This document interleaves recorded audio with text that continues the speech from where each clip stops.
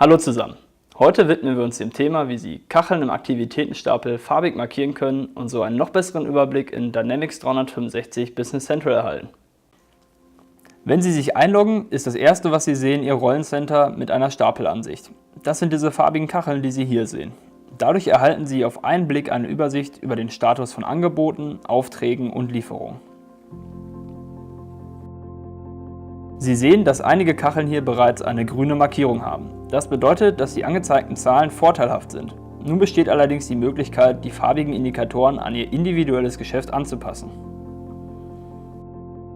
Klicken Sie über den Kacheln auf Aktivitäten und dann auf Stapel einrichten.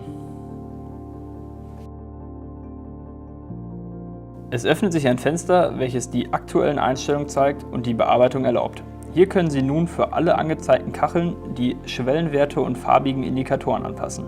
Beispielhaft passen wir nun den Monatsumsatz an. Sobald eine Änderung vorgenommen wird, erscheint automatisch auf der rechten Seite ein Häkchen in der Spalte Personalisiert. Sollten Sie die Änderung rückgängig machen wollen, müssen Sie nur das Häkchen entfernen und die Standardeinstellung wird wiederhergestellt. Alle vorgenommenen Änderungen werden automatisch übernommen, wenn Sie auf Schließen klicken. Hier in der Übersicht sehen wir nun, dass die Kachel Umsatz im Monat rot markiert ist und Handlungsbedarf signalisiert. Das war's auch schon für heute. Falls Sie noch irgendwelche Fragen zu den farbigen Indikatoren oder allgemein zu Business Central haben, schreiben Sie die gerne in die Kommentare oder schreiben Sie uns direkt eine E-Mail. Wir freuen uns, Ihnen helfen zu können.